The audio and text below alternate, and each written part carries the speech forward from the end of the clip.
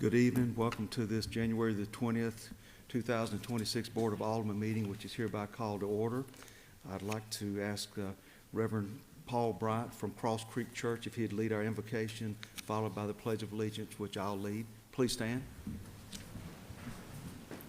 Let's pray. Heavenly Father, we thank you and we praise you for you are good and your mercies endure forever. We thank you for our elected officials here tonight, our government officials. We thank you for our families, our businesses, our neighbors. We're thankful that you have created us in your image and have brought us here together in this community as neighbors. We pray that you give this body wisdom and discernment in all that we do. Help us to act in the good and best interests of this community. We pray that you help us not to lean on our own understanding, but in all our ways acknowledge you. And we pray that you would direct our paths tonight. Help us to speak the truth in love and glorify you in all we do. In Jesus' name we pray. Amen. Amen. Thank you. Salute. I pledge allegiance to the flag of the United States of America and to the republic for which it stands, one nation, under God, indivisible, with liberty and justice for all. Thank you. Be seated. Thank you, Pastor Bryant, for your ongoing partnership, Pastor Bryant, with the city. Roll call. Mr. Stewart, please conduct roll call. Aldridge. Here. Collins. Here. Dickerson. Here. Earhart. Here. Gamage. Here. Hamilton. Here. Wallace. Here. Thank you. All present, quorum's established. Just a reminder for all the attendees tonight that this is streamed live on the city's YouTube channel and also archived for playback for historical standpoint. And for the board and members who have a microphone, it should be on green when you're speaking so that everyone can hear what we're speaking of, or talking about rather. I'd like to acknowledge and thank Noah Milligan. Am I close? Milligan, thank you for being with us tonight.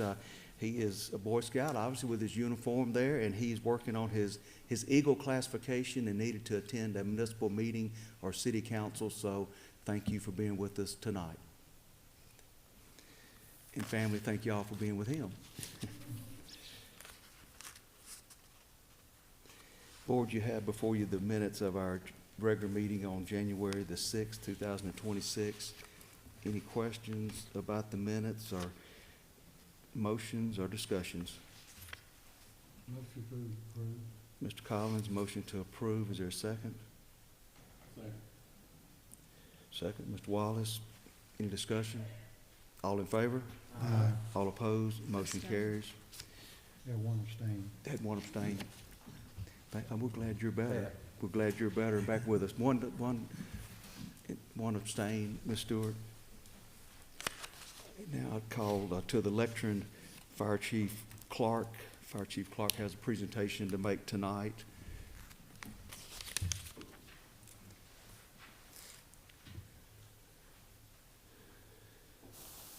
Thank you, Mr. Mayor, Board of Aldermen, and guests being here. Thank you. Tonight we're here to do a life-saving award. It's for a call that the Engine 1C and Unit 1C made on September 29th, 2025. I just want to give you a little background on it. You know, when a firefighter takes an oath, when he gets hired, he takes an oath, you know, to save lives and property, and mostly it's lives. That's what matters. And I always heard many times, I was just doing my job. You hear it every day, but there's sometimes when you do your job and when it all goes right, you know, I think it needs recognition. And we're going to start to do this in the fire department when we do have these type of calls and these type of saves. It's going to, it's a great thing for the fire, and it's a great thing for the public, and it's a great thing for the person they helped. Like I said, our number one goal is life safety, and that's what we're here for. That's what we're going to do every day, day in, day out. Like I said, all these calls are, it's not rescuing a person every day out of a house or saving somebody from a car wreck. It's a lot of calls in and out. In between there, there's nothing that's spectacular, but this call was. And but you know, a lot of hard calls. What this was, they go negative a lot of time. It turns into a bad thing. But luckily, Engine 1 and Unit 1 were right across the street, and everything lined up perfect, and a life was saved. So I'm going to read the little story, what happened, and to give you an idea what it was. On September 29th, 2025, at approximately 8:38 a.m., members of Engine 1C and Unit 1C responded to an emergency call at City Hall involving an unresponsive individual. Upon arrival, responders encountered an adult city employee in medical distress. Personnel immediately assessed the situation and initiated emergency care. Shortly thereafter, the patient experienced respiratory failure and cardiac arrest. Firefighters and paramedics from Engine 1C and Unit 1C promptly initiated advanced life-saving measures, including CPR, coordinated chest compressions, and administration of emergency medications. Their swift and decisive actions resulted in the restoration of cardiac activity, and the patient was transported to Methodist Hospital, Olive Branch. During transport, the patient suffered a second cardiac arrest. Once again, responders acted without hesitation, successfully restoring the patient's heartbeat prior to arrival at the hospital. Professionalism, teamwork, and clinical skill demonstrated by the personnel of Engine 1C and Unit 1C were instrumental in sustaining life during a critical medical emergency. Their actions reflect the highest standards of public service and exemplify the dedication and commitment to the Olive Branch Fire and EMS Department. As Chief, I'm very proud to award the following members of Engine 1C and Unit 1C the Life-Saving Medal from the Olive Branch Fire Department.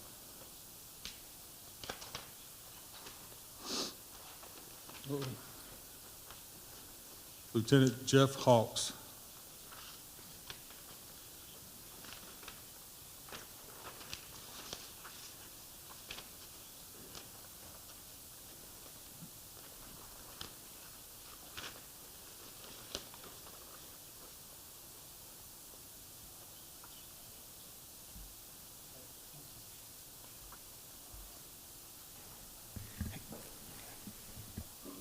Driver, paramedic Patrick DePriest.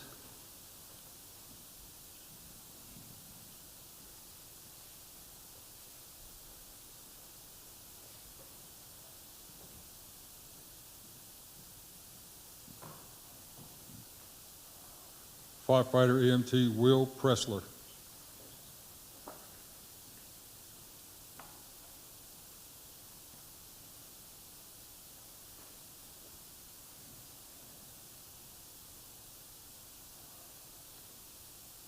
Firefighter EMT Jaden Bell.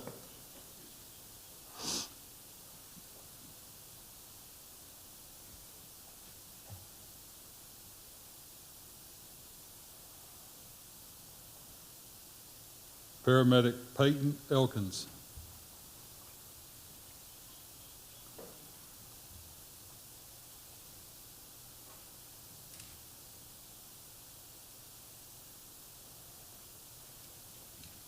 Paramedic Paul Coletta, who has since been promoted to EMS Captain 1.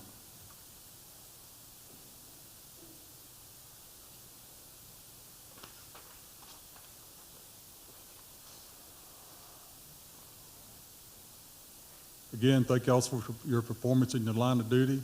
I congratulate you, and thank y'all for being here tonight.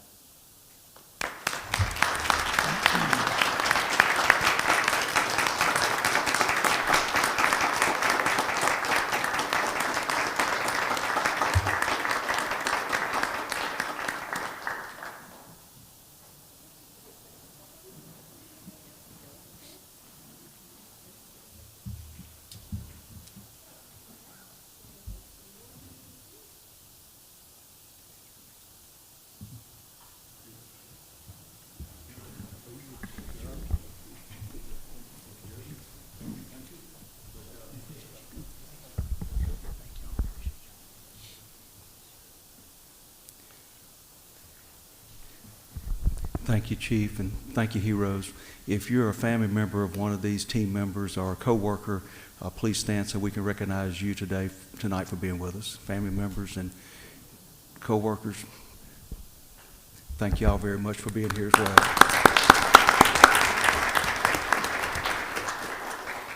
This team always goes above and beyond, and if it wasn't enough for the heroics of the life-saving that took place while the person was recovering. Some of these gentlemen and other people in the fire department, other team members, built a handicap accessible ramp for the person's house so that they could get in and out of the home once they got out of the rehabilitation after the hospital visit. So it's amazing what y'all do, and thank you very much for what you do.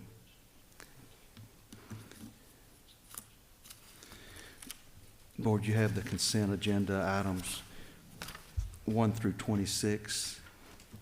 Items 1 through 26. Any questions, comments, or discussions?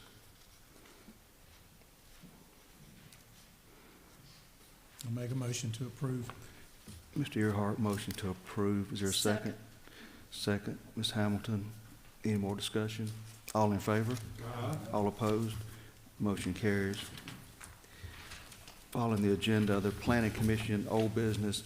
It's a public hearing for consideration of application to amend the project text for the Oaks at Parkview Heights planned unit development submitted by David Baker, Fisher and Arnold Incorporated, on behalf of property owner Trey Hart of Mainland MCA Olive Branch LLC.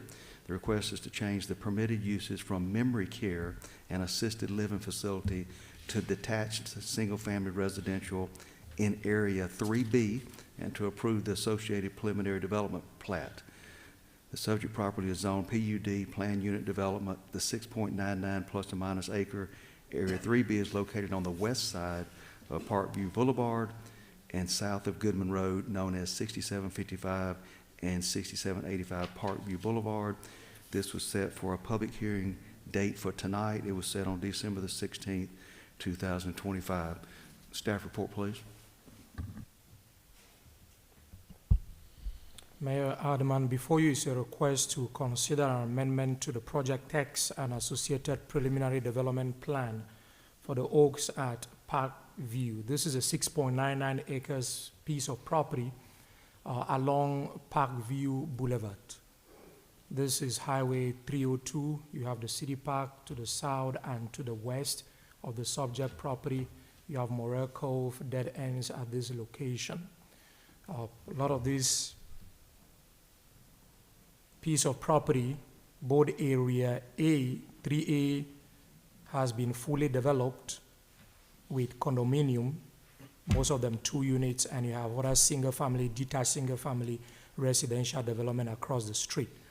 The subject property under consideration, it's only area 3B, so not the entire PUD, only area 3B of this subdivision. The applicant proposes in the preliminary development plan to construct these 19 single-family residential homes, which will be detached. It will be a gated community. It will be fenced. This is the prototype of the gate they intend to put up. It will be fenced. The streets would be private. As such, they will be owned and maintained by the homeowners association. Access to the lot will be through the alleys at the back, so the lots will all be rear loaded. The applicant proposes 1 recreational area with an arbor at the center of the subdivision. This gives you a general historical background of the 28 dwellings where we are. As I did indicate, the request is to amend the Parkview Heights PUD to change the permitted use from memory care, which was approved in this area 3B, an assisted living facility, to detached single-family residential lots for a total of 28 dwellings. As such, the proposed density will be 4.0 dwelling units per acre. That is characteristic of suburban residential development, which most of our single-family residential neighborhoods in the city fall within. So this is area 3B. This is area 3A that currently has the condominium. Area 2 is directly across the street. It has residential, detached single-family residential homes. So to give you a background of this particular subdivision, the Parkview Heights PD was originally approved in 2007. Area 3 was designated for condominium uses. It has since then been divided into 3A and 3B. In December of 2018, the permitted uses in Area 3B were amended from residential, single-family residential to memory care and assisted living facility. The current proposal is basically to revert it to single-family residential development. There are existing utilities in this particular area, 3B. It has road, it has water lines, sewer lines, all of that are going to be demolished in order for this new plan to take effect. There are existing utilities on the site which must be removed or relocated. Surrounding zoning districts are planned development, R3 for the condominium, C3 to the east, to the west, and R2. Surrounding land uses are also detached single-family and condominium townhouses. There's a funeral along that particular street. These are prototypes of homes that are proposed. The ones that are actually designed by the applicant tonight are these two, one and this one. This is more of an online image. So these are two-story homes. So look at them. The proposed development standards, this, as I did indicate, single-family residence will be accessed 18 feet wide rear alleys, private alleys. The homeowners association will own and maintain the roads, the alleys, any buffers, and common open spaces. The intent of the developer is to limit ownership to 2 units in the covenants and restrictions. So that is a private developer's proposal that he's going to include in the CCRs. And I think the purpose of that may be to limit renter, just having one company come in and buying everything. So try to enforce home ownership.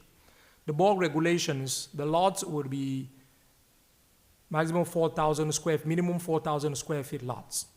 Now this may sound like Allendale, 4,000 square feet, but a big significant difference between these and Allendale is these are rear loaded, they have alleys, they are not front. These with 2-story homes. Allendale is generally 1 story. And here you have curb, you have gutter, you have sidewalk. These are private streets. It's a gated community. Allendale is not gated. So although the lots are similar in size, this is a very unique community being proposed in a traditional neighborhood style, almost very similar to Winstone in the design, both for the homes and proximity to the street. This will be very similar to Winstone. There will be no access to Parkview Oaks Circle, basically to this street. Access will only be to Parkview Boulevard, where it will be gated. The property will be heavily landscaped along its perimeters, and also each of the lots within the subdivision will have trees planted in its frontage. In terms of change in the character of the area, this, as I did indicate, this property was initially approved for memory care. It has, the proposal before you is to move to single-family detached. As such, we have to take the rezoning criteria into consideration. In 2006, that's over 20 years ago, this whole area was essentially agricultural. You had commercial development within its perimeter along Highway 305 and also Old Goodman Road. But this area in itself, essentially undeveloped agricultural land. In 2025, sorry about this is not 2005, this is 2025. That has changed significantly to residential, single-family residential. These are condominiums, but being 2 units, they are also single-family residential homes. The idea of condominium is just about the ownership. So all of that has basically in the interior changed from agricultural land to single-family residential area, still surrounded by low-intensity commercial uses. The proposal aligns with this particular change from agricultural to single-family residential land use. In terms of public need, the future land use policies. The future land use map designates this particular piece of property as a neighborhood commercial, although it is currently approved for memory care facility.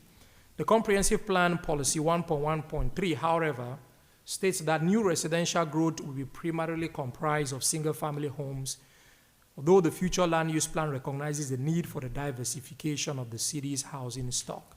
And within the neighborhood commercial areas, it is recognized that residential uses within its vicinity may be extended into those areas that are designated as neighborhood commercial as the city grows. The Planning Commission reviewed this application at its meeting on December 9 and unanimously recommended approval of both the project text change and the preliminary development plan subject to these conditions 1 through 8. Condition number 9 is added tonight. Condition number 3 being all stormwater improvements must be approved by the city engineer and MDEQ, that is the state. The developer shall extend and construct sidewalks along Parkview Boulevard and Parkview Oaks Circle. The picture for the houses that are included in here, right up to this point, the developer has only worked on about 2 of those prototypes. So there is still work going in terms of the design. And what we did in this condition number 8, basically used the precedence of that the board approved with respect to the gas station we have out there on Goodman Road and Alexander Road, where the board permitted that the design and the site plan can be subsequently approved by the Planning Commission. So the recommendation here is that any other architectural housing elevations other than those provided in this project text shall be reviewed and approved by the Planning Commission. In doing so, the Planning Commission shall ensure that the proposed houses are similar to those included in the text regarding the building elevations, materials, number of stories, which should be 2, as stated in the project text, the size of homes. The minimum size included in the project text for the heated area is 1,800 square feet. Roof pitches, etc. The 9th condition added here has to do with the alleys. V-shaped design of alleys are prohibited.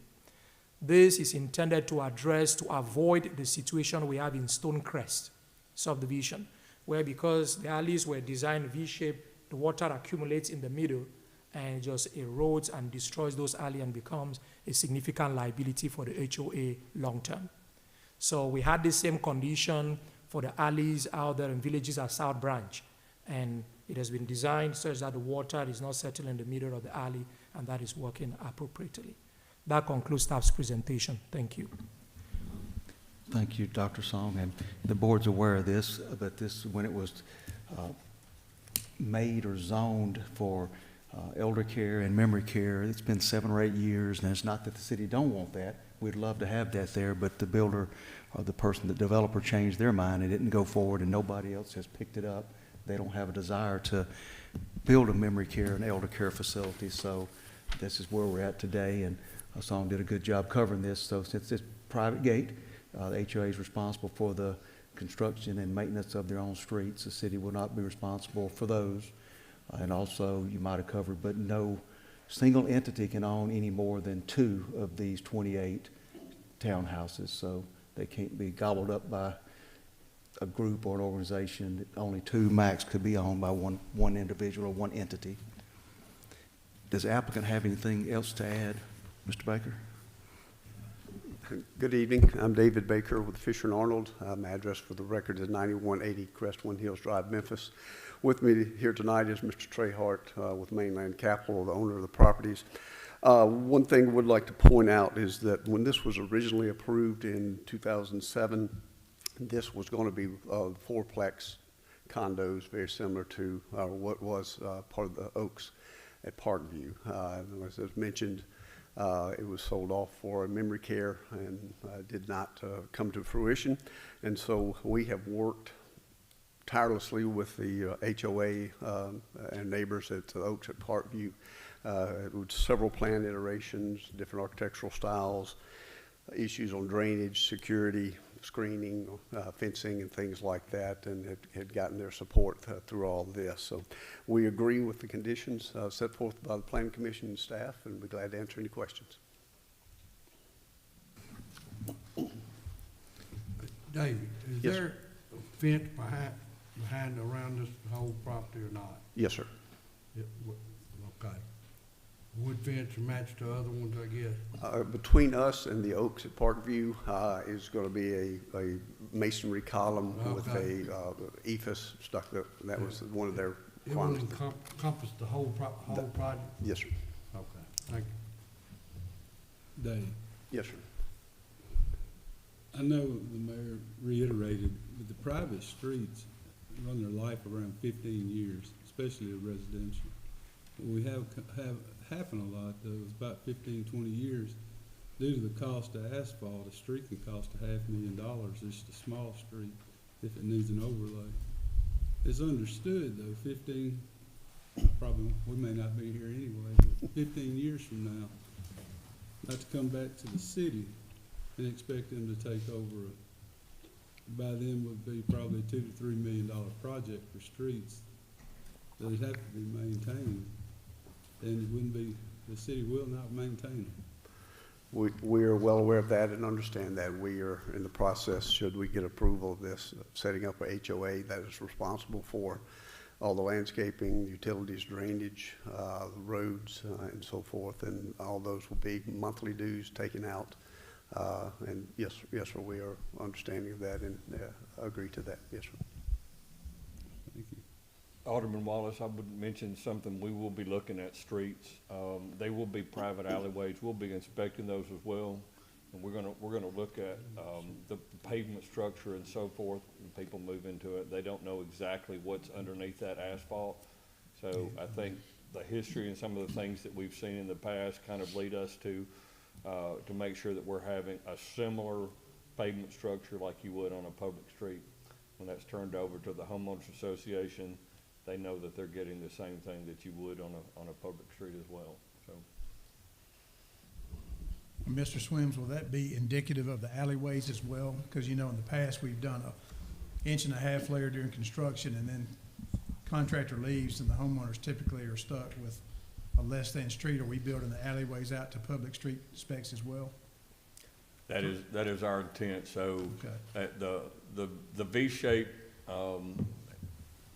design that he mentioned was something that we've seen some problems with. In theory, it should work.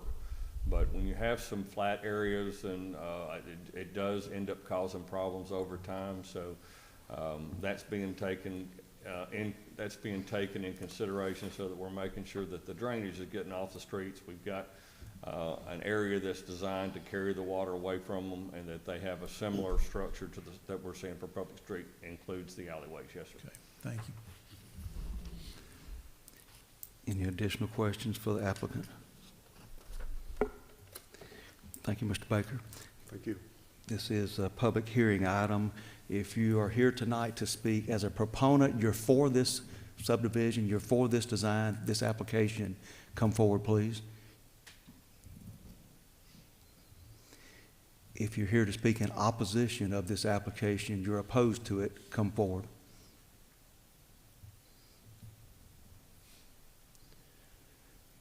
Seeing no one coming forward, public comments are hereby closed.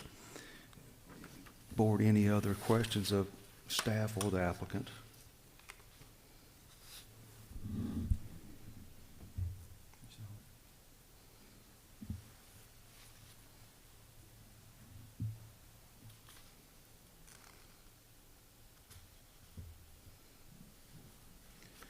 Questions, comments, or motions? I make a motion to approve as presented. Mr. Wallace, motion to approve. Is there a second? I'll second. Mr. Collins, second. Any discussion? All in favor? Aye. All opposed? Motion carries. Thank you.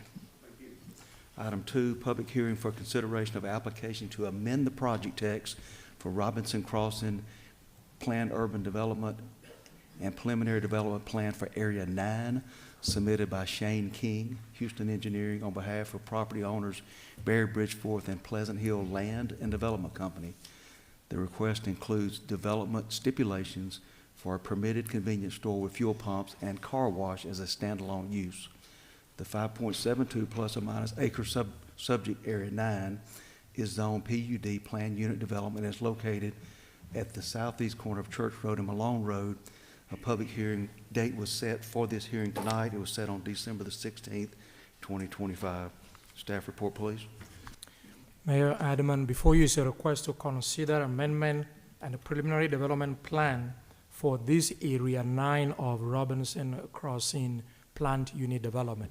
Last year, you did approve a subdivision plat that created these 2 lots in this subdivision.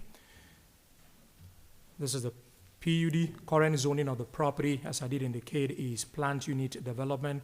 You have residential. The residential area of Robinson Crossing is to the south. To the east, there's a still PUD. And this particular area was zoned or designated for senior living facility. The city limit is right here on Malone Road. And this is Church Road to give you a general idea of where we are in the city. The outline plan for this particular Area 9, this only concerns Area 9 of this subdivision, included 2 access points onto Church Road and 1 access point on Malone Road for this 5.72 acres Area 9 of the property. The uses, permitted uses in the subdivision for Area 9, currently in the project text, there are 2 uses stated there in the project text, permitted uses: convenience store and car wash as an accessory to convenience store. So there are 2 important uses that are the subject of this application tonight. You have convenience store and a car wash as an accessory to the convenience store. At the end of last year, the Board of Aldermen did approve a number of changes to plant unit developments that permitted convenience stores in the city, basically making all those uses conditional uses, subject to them being at signalized intersections, only 1 or only 2 if you have a 4-way stop and all of that. Those regulations were adopted last year. As part of that project, that amendment, the board included this particular subdivision requiring a conditional use permit. Other conditions that were also included for vesting provisions, you had a project shall be on a lot that has received preliminary plat approval by June 30, 2025, and final plat approval and non-recordation by September 30, 2025. The applicant meets these vesting provisions. The property has been platted. So the property is currently vested for convenience store with fuel pumps, basically. The application before the board tonight is for a car wash to no longer be an accessory use to the convenience store. That's the first thing. The car wash should be allowed to stand alone on a separate lot. In the city of Olive Branch, to be an accessory use, it has to be on the same lot as the principal structure. That's the key thing that makes it accessory. It has to be on the same lot. So the application before you tonight is to separate those 2 uses, let the car wash stand on a separate lot from the convenience store with fuel pumps. So that is a key thing. A number of changes are proposed, and I really want to go through all this. These are basically the stipulations as far as the convenience store with fuel pumps are concerned that are proposed before the board for approval. First, the city of Olive Branch shall not issue a building permit for the construction of the convenience store with fuel pumps prior to January 20th, 2036, and traffic light signalization of the Malone Road and Church Road intersection. That is basically 10 years from today. So the convenience store with fuel pumps cannot be constructed 10 years from today. And not all. That intersection must be signalized. So let's say it is January 20th, 2036, but the Malone Road, Church Road intersection is not signalized, that gas station cannot be built. So those 2 conditions must be met before you can have a gas station at that intersection. If that intersection is only signalized in 2050, then a gas station can only be built in 2050. Basically, that's what that condition number 1 refers to. And these are conditions that have been included in the project text by the developer or the property owner. 2, limited to 4 pumps or 8 fueling stations. This is actually more restrictive than what we currently have in the zoning ordinance. In our zoning ordinance, properties of this nature in neighborhood commercial areas are permitted up to 6. So the property owner is proposing to be more restrictive. The fuel canopy shall have a maximum clearance of 15.5 feet. This is the same as what we have, basically the same as what we have in our zoning ordinance. The site is permitted 1 freestanding sign only, which shall be monument style, not more than 8 feet high and located within 40 feet from the driveway of the convenience store with fuel pumps on Church Road. Currently, most of the gas stations in our zoning ordinance, the sign is allowed to go up to 12 feet, so they are being more restrictive. At least one electrical vehicle charging station shall be provided. The preliminary layout plan for the convenience store with fuel pumps and adjoining car wash provided herein at Exhibit Q shall be binding. That refers to this particular layout plan. For both the convenience store with fuel pumps and the car wash, this layout is binding. The applicant had a design in which the car wash was parallel to Church Road. We did a number of measurements of how far that would be from the residential area in terms of any noise facts, and it was determined that this particular design will protect the neighborhood better.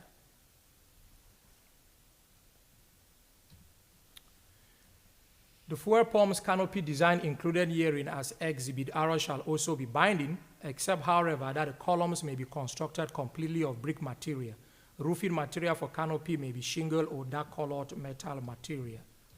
That is in reference to this particular canopy. The convenience store itself was initially proposed. It looked more like most of the other convenience stores we have in the city. The developer changed it to make this particular store design also binding. The purpose being this looks more like the residential homes you have in Robinson Crossing. Architecturally, the convenience store with fuel pumps shall be constructed of a minimum 80% brick. The applicant is actually proposing in the preliminary development plan, and the picture I just showed to be 100% brick. On all sides, and shall have pitch roof of shingles or dark-colored metal material, just as I just showed in that Exhibit S. A conditional use permit is not required. This is very important. A conditional use permit is not required for the convenience store with fuel pumps, which is hereby permitted in Area 9, only on the corner lot at the intersection of Malone Road and Church Road. This lot may be used for any other permitted use in Area 9, subject to administrative review and approval of construction plans by city staff.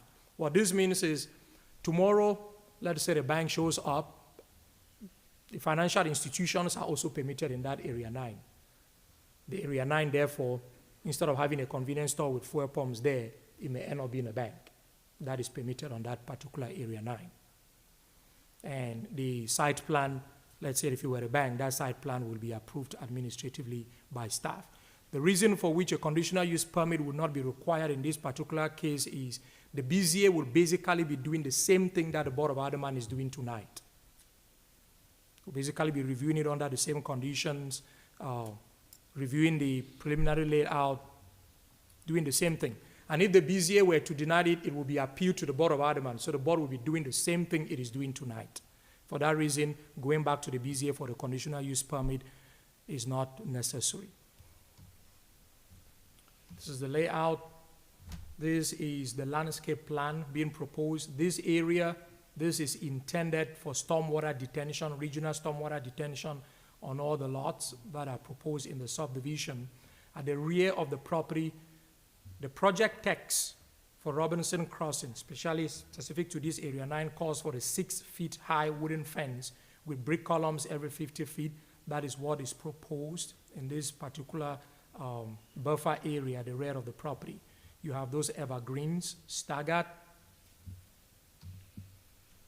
So I did indicate this will be the design of the building and the canopy. This is the building elevation. It's all brick.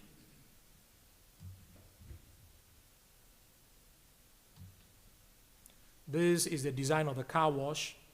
It's also all brick. This is the 3D view of the car wash. The applicant intends to have the vacuum area will not be covered. That was an issue that the Planning Commission discussed at its meeting on December 9 and unanimously recommended approval of this amendment, subject to this condition number 1, namely that should the vehicle vacuum area be covered in future, the applicant may change his mind, the covering shall be of the same material as that used for the awnings in the principal structure of the car wash. Basically, this same material. This was intended to avoid the kind of yellow, very bluey design that you have for Old Town Car Wash, and have something that blends more with the residential area. That concludes staff's presentation. Thank you. Thank you, Dr. Saul. Board, any questions regarding the staff report? Mayor, I had one for Dr. Song. If you go back to condition A real quick, as I understand that essentially the developer's getting a 10-year window to keep this lot reserved for a convenience store, subject to traffic signalization. So if traffic signal happens in 2 years and they want to proceed, fine. If it doesn't happen for 10 years, then they got to come back and reapply. If in 2 years the intersection is signalized, they cannot have a gas station there. They have to wait till January 20th, 2036. That's 10 years. So they still have to wait. They still have to wait. Those two conditions must be met before they can have a convenience store with fuel pumps out there. So it's an and not or. And of course, if they want to sell that property prior to that time, obviously they can, subject to permitted uses and board approval. Yes, sir.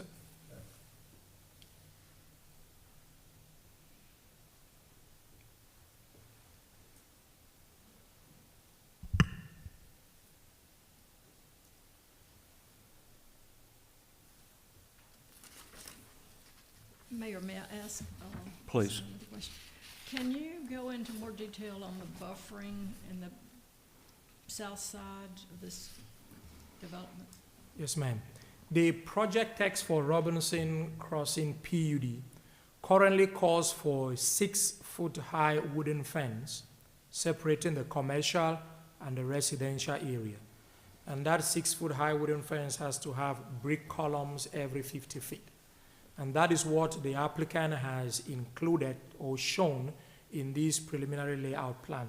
So this line with, see those rectangular boxes, those rectangular shapes right here, those are brick columns that he has included. So this has been designed to meet the current stipulations of the Robinson Crossing project text.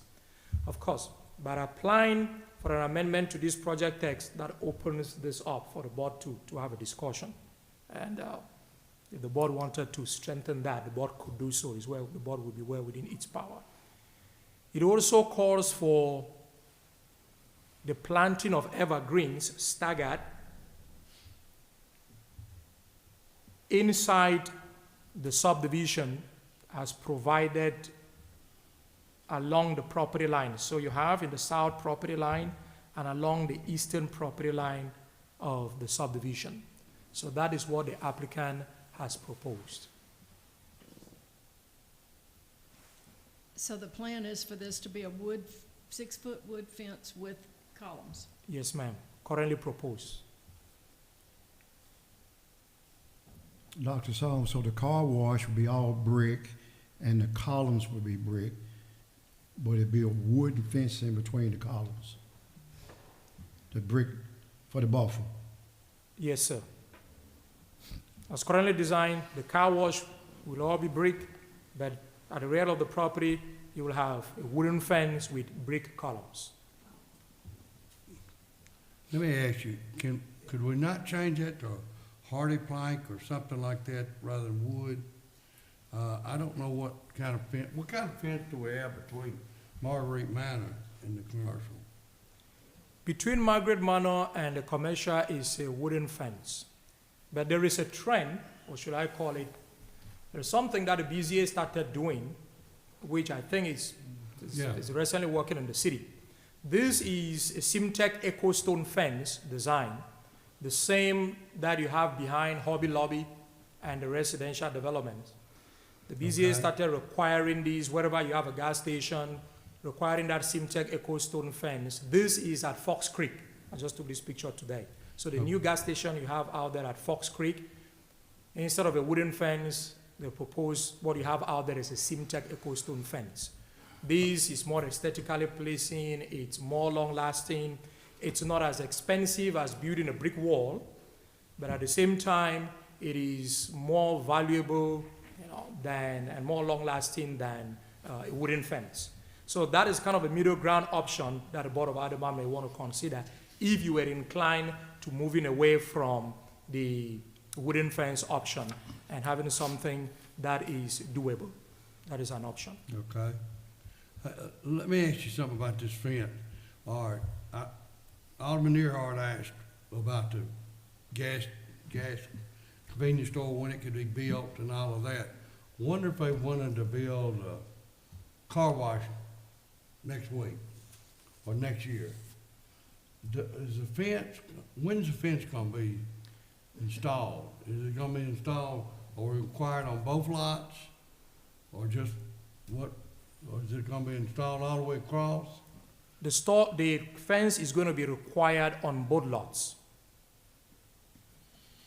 So if you look at the site plan, Okay, the fence is required across the entire southern property okay. line. It would be, that would be installed or built before any permits issued or before it's The fence, issued occupancy or could operate? yes, sir. Usually the fence is constructed when the building is also being built. The same contractor building, the putting up the building Okay, also puts up the fence because they need to grade the area. So the fence will be up before the certificate of occupancy is issued for any business on that piece of property in that area 9. okay. All right, And Dr. Osong, I had one question too, maybe I missed it. Was there not a access road designed behind both of these lots as well? Yes, you have, this I mean, I see- is, Okay, is that the access road right behind the buildings? yes, it is basically a cross-access easement from one of each of the lots being used by all the lots onto Malone Okay. Road. That cross-access easement was included in the subdivision plat. It was permitted in the project text when this was approved in the county. It was included in the subdivision plat that was approved by the board last year. And as such, it has been shown here on the preliminary development plan. Okay. Hassan, Yes, sir. when we separated them, the lots, it was due to the constraints of the lots themselves to be a part of it, so we had to separate them to make room for this. Because of the way it was laid out, right? Yes, sir. Assam, Yes, sir. all right, is this all the commercial that's zoned there, or does the commercial go back to the east farther? This area 9 is zoned commercial for these uses. Okay. To the east, that is zoned for senior living. So it is residential. All right, that's all residential? Yes, sir. This Okay, area to all the right, east. Thank you. I couldn't remember. All right, So this is the area to the area 8A to the east, over 22 Okay, acres. that's That what I- is zoned for senior living. I didn't know what area A is, that, but that's residential, Yes, sir. That is residential oh. senior living. looks like. Okay, it just hasn't been platted? It has not been platted, sir. Okay, all right, thank you. Dr. Song, with the complete all brick wall instead of wood, stop some of the noise as a buffer, the brick instead of the wood? Generally, a brick wall is more effective than wood just because of its thickness Right. when it comes to noise. So, yes, a brick wall will be more effective. But also it depends on, because if it's all 6 foot and you have the waves going above the 6 foot, then it really has little or no impact in terms of a difference in noise. Would the wall that you showed us earlier do the same thing? That's what I was gonna ask, yeah. Yeah, you know, I don't know what you Compared call to that the wall right there. Echo Stone. It would. Okay. Behind Hobby Lobby, those residential developments behind there, we've not had any complaints. The gas station on Fox Creek, where I took this picture, is now operational. We've not had any complaints from those residents in that particular area. So that's an eco stone wall behind Yeah, Hobby Lobby, you said? yes, Yes, sir. Okay. it's The longevity on the Echo is longer, Yeah. right? It's far longer than you have on What about the Fairmont. shear strength from wind? Is it as strong as wood or? It's very, very stable. These columns, they drill them right deep into the ground. It's very, very stable. I'm assuming they have a property association that would maintain this fence then? Yes, sir. Okay. That will be required. Harbor Freight, the new Harbor Freight is actually using the same Simtech EcoStone fence in the loading area at the back, 8 feet high. We require them to do that to screen that loading area. So that is being used in the city. Okay, one more question, Song. I'm good with the fence going all the way to Malone Road. Is it necessary for that road to go from the car wash to Malone at this point? I will leave that to the city engineer since it's a transportation issue. Y'all see on this, I guess the display, that it's showing two different connections, right? Onto Church Road. I think we have a shoulder, and just looking at how we've seen historically some of the car washes work, I don't know necessarily that connection to Malone Road would be necessary with just the car wash and how that they work. So we have not pushed that as a requirement. So not making that connection, just having the connections on Church Road seems to have worked where we've had just a single entrance coming in and out of the car wash. They're kind of staggered. It's not just a high traffic area, and typically with what we're seeing on Church Road, I think it would work okay. But I would like to see the fence go all the way where we don't come back in 10 years and then have to put up a different type. You know, the fence needs to match all the way to Malone Road. That's why I was asking. But the road doesn't have to. And Mr. Swims, going back to the road, even though there's not a signalization light at Malone and Church yet, would you I'm not an engineer and I don't do the traffic, but it would seem to be with people trying to enter in and out of the subdivision, and you've got all that traffic, 30 yards at the max down the street from the car wash. I personally think having that road connect to Malone in the back would be a benefit, and that's just my perception on it. I'd like for you to consider that. I mean, I know it's still your call, but. We did, Alderman Earhart, we spoke about that with staff a meeting earlier, and it does have pros and cons, where there'd be a second way in and out. But as the residents are going in and out, now they're going to be seeing cars that are coming out of that car wash dripping wet, maybe somebody stopping to clean their windshield or the window, something that's going to be in their way as they're leaving their neighborhood when they're simply just trying to get onto Church Road.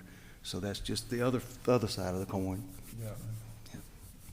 You will eventually have a light there along the road, and that would make it more safe, I guess, for everybody going out there.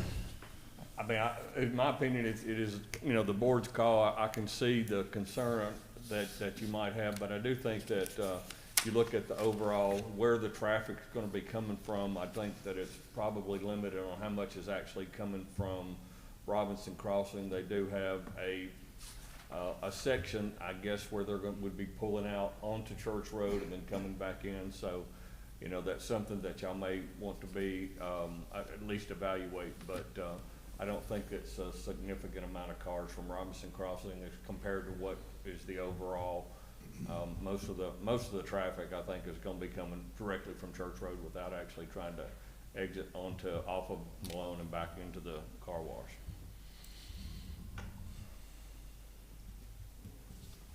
The car wash in town, the Old Town Car Wash, it's packed every day. I don't see a big hindrance from the traffic from it though, and it's packed every day. Yeah. So it doesn't really impede a lot of traffic. Yes, sir. We've got, I don't know the name of the one that's on Goodman Road, but it's similar. Of course, there's several on Goodman Road that operate the same way with basically a single entrance, and I don't think that there's big traffic issues that come from that single entrance that I've seen today. You have some go straight through, and then you have some that stop vacuum, then you have some that drive. Right. So even though it's packed, it's just staggered how they come in and out. Mayor Adams, if it's appropriate at this time, I'll be willing to tender a motion. I don't know. Okay. I have no problem with it as is. I will make a motion. One moment, Mr. Earhart. This is still a public hearing. Okay, too. okay. So, but on that cross to Malone, you know, once that section line street goes all the way to College Road with a traffic signal, then at that point, Mr. Swims, would you agree that access and egress on Malone Road will be needed for that car wash at that time, whether it's 36 or 46 or whenever it happens? Well, I mean, when you get a signal, and then I think that the other aspect of it was a convenience store being located there, so both of those combined is gonna put more traffic on it, and if you go back and look at the amount of traffic that's generated by a convenience store, it's I think substantial. I think you support me that that's gonna be a more substantial draw for traffic, both pass-by traffic, and that would probably make that a safer option, yes. Okay. Any other questions, board, before the public comments are allowed? About that. Does the applicant have anything to add to this that hasn't been covered?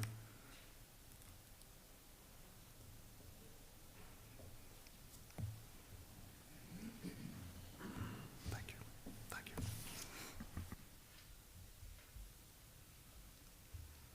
I'm Byron Houston with Houston Engineering, P.O. Box 3087, Oxford, Mississippi 38655.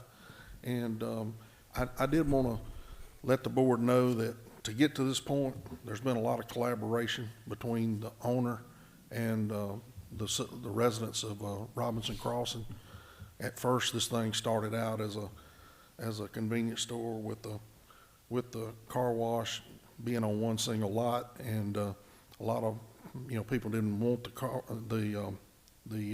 convenience store, and so there's been several meetings, and so they pushed this thing for 10 years. So maybe it'll sell for something else. Maybe it'll be a little strip center or some kind of maybe a hardware store, some kind of something before that comes, and there may be enough other convenience stores in the area where that deters even building one 10 years from now.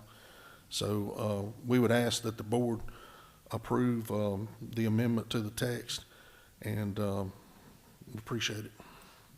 Sir, I got a question, if you don't mind, sir. Okay. If the board was inclined to approve the amendment change, would you consider doing a brick wall all the way across instead of the wooden? And that would be the owners here. Barry Bridgeforth, 5293 Getwell Road. My father and I are the developers. Right now, what we have planned is we have a fence that's approved in Robinson Crossing that has, well, I guess we started in 2005. It's held up really well. It's not a normal brick wooden fence. There's 6x6 posts. There's caps. There's rails. I believe most of it, the fence is actually cedar, and they've stood the test of time a lot better than I actually expected them to. But basically, what we've proposed is to continue doing Robinson Crossing the way we have done since 2005, with the same fence structures, the same brick for the entrances. We've accommodated some requests from the homeowners and from staff about changing the architecture. The same architect that has approved the 353 house plans in Robinson Crossing is also the architect for our building. So we're trying to keep things the way we've done Robinson Crossing throughout. And the brick fence that we have is what's already been built in Robinson Crossing, the wood fence.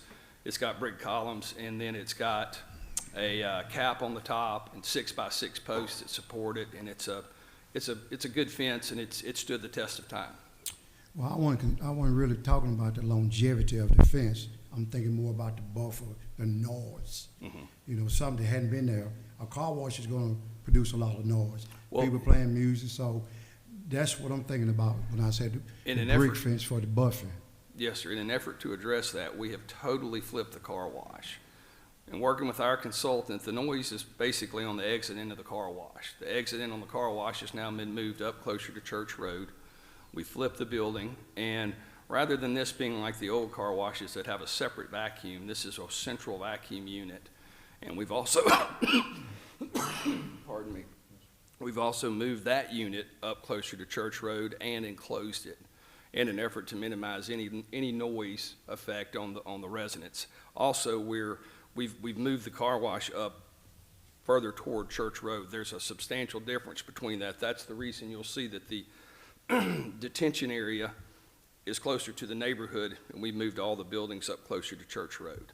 And we don't think that noise is going to be a factor at all. There's more traffic noise there now than the car wash will make. One other thing about the noise too, the types of plants selected for the landscaping plan tend to buffer that noise, absorb that noise, especially as they get more mature.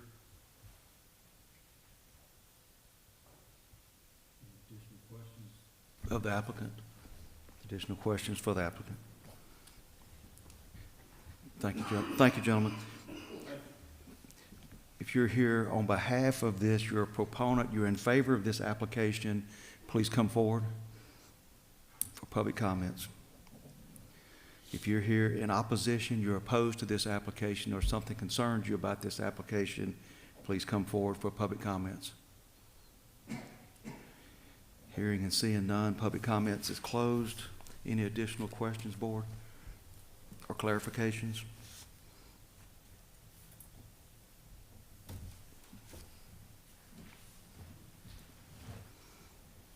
Mayor, I'll go ahead and make my motion.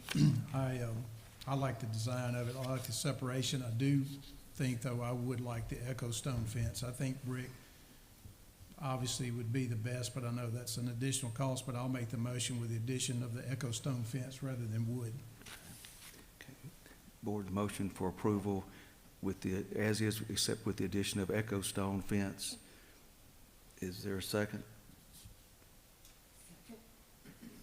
Second, Ms. Aldridge. Any additional discussion? All in favor? Aye. All No. opposed? Sorry. Did you get that? No. One opposition. Okay. 6-1, it does pass. So thank you, applicant, for presenting. Next item, please. Public hearing for consideration of application for a zoning map amendment submitted by Bob Farley, Farley Surveying, on behalf of Vish Prasad, Vance Realty LLC property owner. The request is to rezone 2.6 plus or minus acres from M2 Heavy Industrial District to C2 Highway Commercial District. The subject property is at the northeast corner of Hacks Cross Road and Airport Road, known as 8274 Hacks Cross Road. Public hearing date was set for this hearing that's taking place tonight. That hearing date was set on December the 16th, 2025. Staff report, please. Okay, Mayor Aldermen, before you is a request to consider rezoning of a piece of property. This is 2.06 acres piece of property at the intersection, basically the northeast intersection of Hacks Cross Road and Airport Road.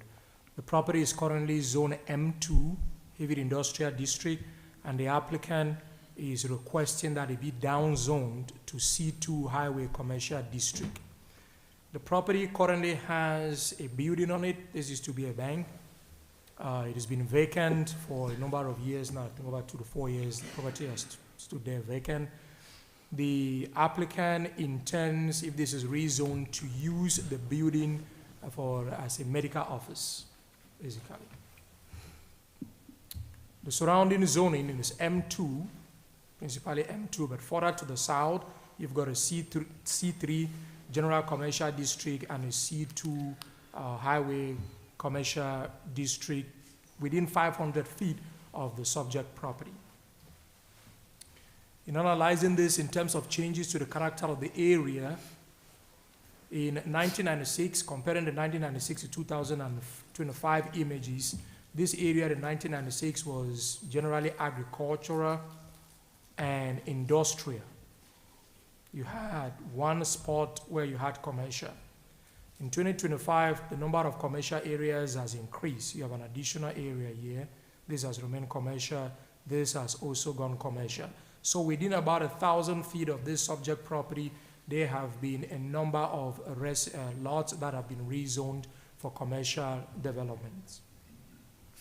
In terms of the public need, the property is currently designated for industrial distribution, just being close to the airport and also in an area that has other industrial warehouses. However, it is remarkable that Across the street on Airport Road, you have a commercial corridor designation of that property. Generally, in the comp plan, it is recognized that you can have a kind of a spillover and expansion of these commercially designated areas across the street. The Planning Commission did find that business uses along Hacks Cross Road could provide additional convenient commercial uses to the general public driving along the corridor and to workers in nearby industrial land uses. This is not a PD, I should point this out. This is not for a PD. The C2 zoning district is just straight conventional zoning district, which means if this is rezoned to C2, it may end up not being a medical office. Somebody can go out there and put a Dollar General, so some other use that is permitted in the C2 zoning district. Maybe a restaurant that can go on that particular site. The Planning Commission reviewed this application at its meeting on December 9 and unanimously recommended approval from rezoning from M2 heavy industrial to C2 highway commercial district. That concludes staff's presentation. Thank you. Thank you, sir. Board, any questions on this staff report?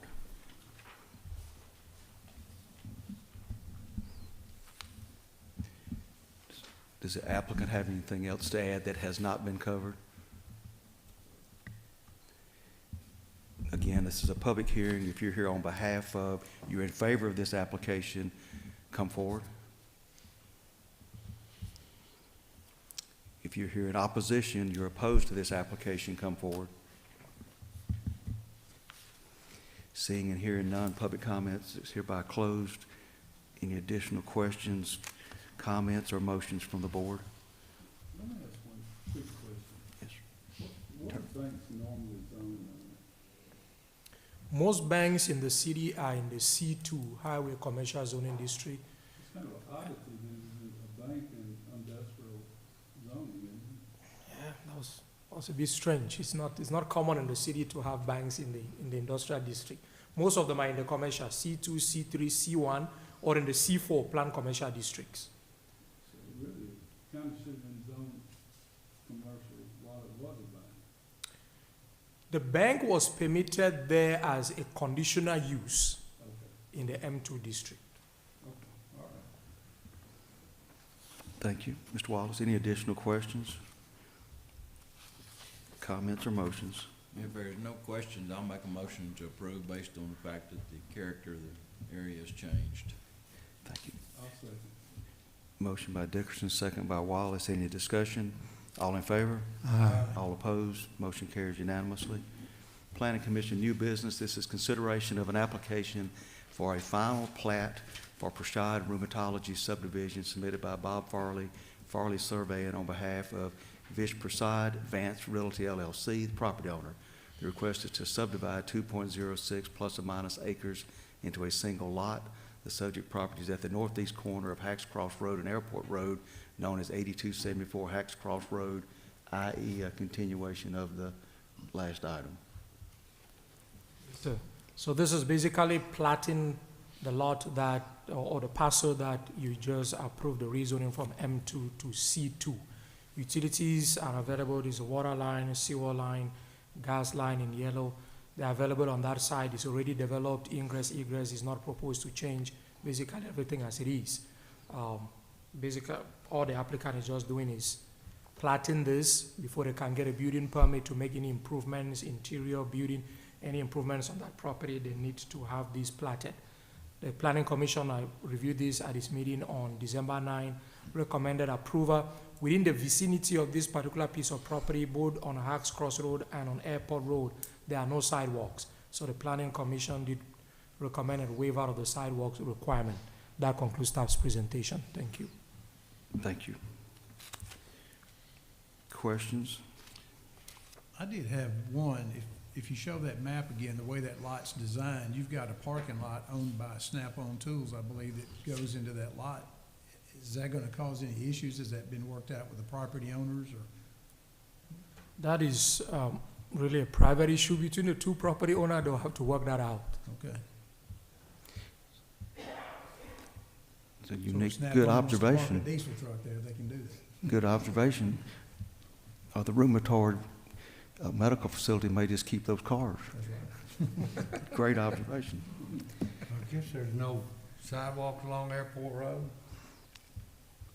Yes, sir. In this particular area, there are no sidewalks. Yes. Okay.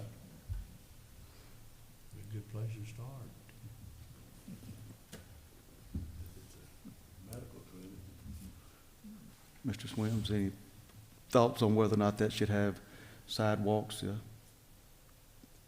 on this side, on Airport Road side, to begin sidewalks down that area?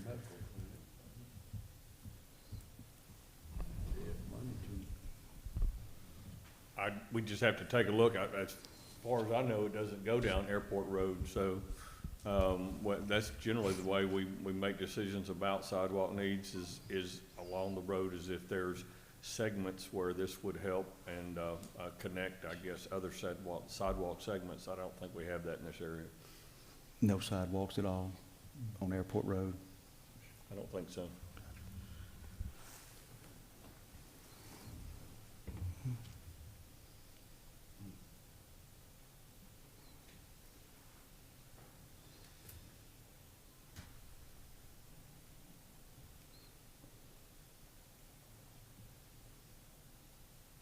Did I already ask if the applicant has anything else to add? Don't believe the applicant's here.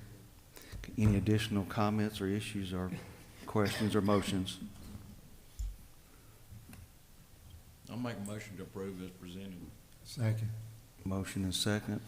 All in favor? Aye. All opposed? Motion passes. Item 2, consideration of application for a preliminary plat for Hamilton Place subdivision Phase 3, submitted by Andy Richardson, R&H Engineering Services and Surveying LLC, on behalf of property owner Lloyd Miller Jr. The request is to create 19 detached single-family residential lots and 2 common open spaces on 6.73 plus or minus acres. The subject property is zoned R3 Planned Residential District and is located at the northwest corner of Terry Chase and Craft Road, known as 7295 Craft Road North. Report, please. Mayor Aldermen, before you is a request to consider the preliminary plat for 19 lots. And this is phase 3 of Hamilton Place subdivision. So this will be 19 detached single-family residential lots, just as those in its immediate surrounding. Sidewalks will be required along Terry Chase Drive in the frontage of this particular piece of property, and along all the new streets being proposed. So these streets will be constructed with curb, gutter, and sidewalks.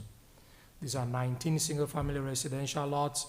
Proposed, the design aligns with the preliminary development plan and the project text for the Hamilton Place subdivision. Minimum lot size, 9,000 square feet. There are some of the lots that go up to 17,000, even 20,000 square feet in lot area.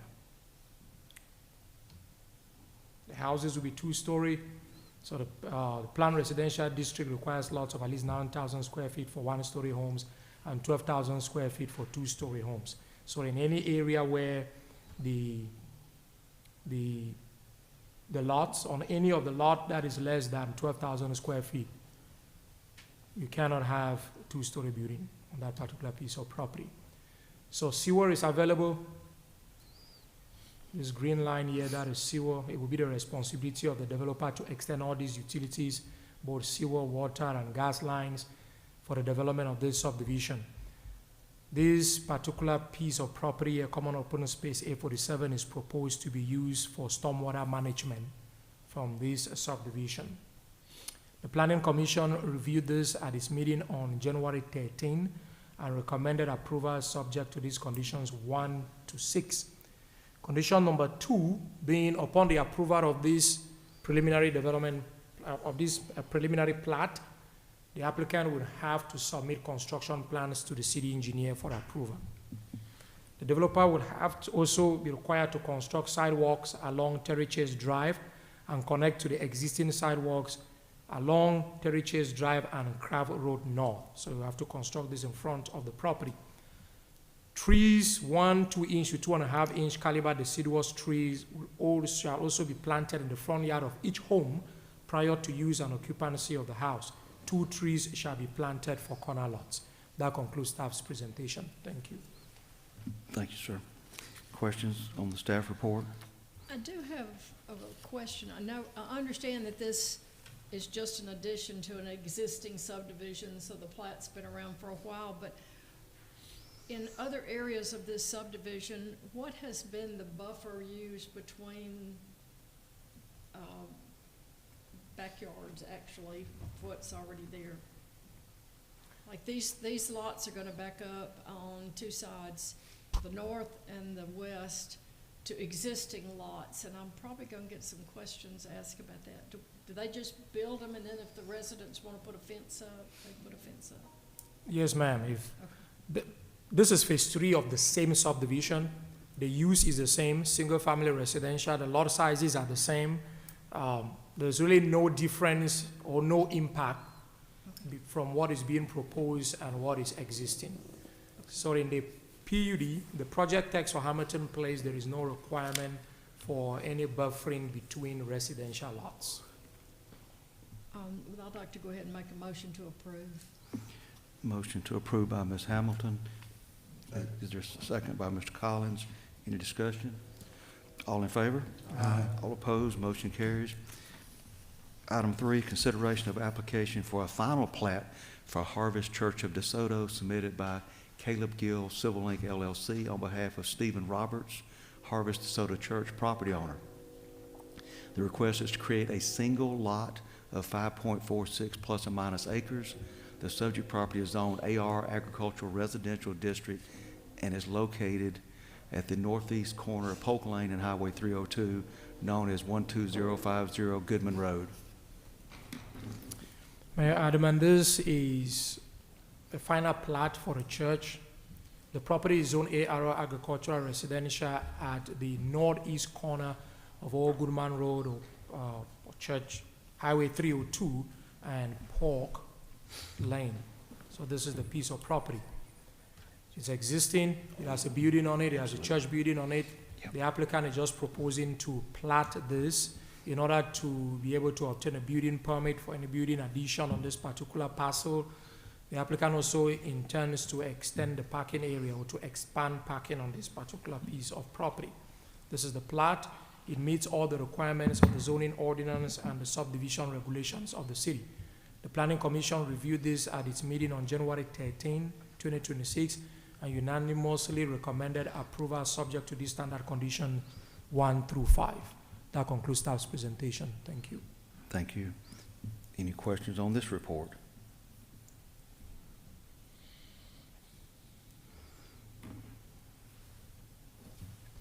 I make a motion to approve it.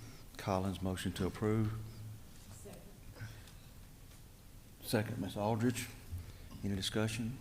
All in favor? Aye. All opposed? Motion carries. Thank you. Before we get too far down the agenda, I want to just make a announcement. I think Noah was having so much fun. We've had 2 ladies from our Mayor's Youth Council join us, Ms. Reese Womack and Ms. Lily Pinnell. Thank you for being with us tonight as well. Now that I've embarrassed you, you can thank you very much for being with us. And Reese, Ms. Reese, you're a 2-year member. You've been with us 2 years, right? So thank you a lot. Glad y'all are here. Next item. Sir. Okay. This is a public hearing date and action on a motion declaring the condition of the following properties to be a menace to the public health and safety and directing city staff or contract labor to clean the property forthwith. And I believe, Mr. Dye, we had a discussion on the 7435 West Murray Hill Creek. It needs addressing, but there needs to be more research. Yes, sir, and actually on the board screen, you've got recommended action by planning code enforcement. I recommend that the Murray Hill property be tabled so that we can ascertain the interested parties, make sure they have proper notice before any further action is taken on that property. And Dr. Song on Humphrey Boulevard, withdrawing that just to consider what approach to take with that property. Yes, sir. Yeah, and so No Mayor, action. it'd just be recommendation to table Murray Hill and actually table both of them because you probably don't want to restart your notice process with Humphrey. You can just update it. Be tabled to a certain date specific or? both of them? Yes, sir. I would table both of them, and just because of time to order title work, Mayor, I would do more than 2 weeks. Okay. My recommendation would be to table it to the 17th of February. Motion from council's table to the February the 17th. Is anybody from the board willing to make that motion? I'll make it. Okay, Mr. Wallace, motions, there a second? Second, Mr. Collins, all in favor? Aye. All opposed, motion carries. New business, consideration of recommendation to approve change order number 2 on the contract with Grinder, Tabor and Grinder, incorporated in the additive amount of $1,147, increasing the contract amount from $4,542,600.43 to $4,543,747.43, and extending the contract time by 38 days, making the new project completion date January the 22nd, 2026, for the project referred to as the George Harrison Soccer Complex, Phase 2. And Mr. Swims, this is basically seeding or sprigging the grass that needs to be finished on the fields and spring to allow that to start growing. Is that, in a nutshell, what we're looking at? That is, the main thing is to get us to the 38 days, to add on to it, to allow for the sprigging, and then the change order amount is actually a very small amount for the fencing and for some temporary seating in the meantime. Well, they're looking really positive. They're looking beautiful, those fields are. I know all of us drive by them, and then the new concession stand mirrors the first phase concession stand, and it's going to be a quality build out. But is there consideration of the board for a motion along these lines? So moved. Mr. Gamage, motions, there a second? Mr. Wallace, thank you. Mr. Wallace, second. All in favor? Aye. All opposed, motion carries.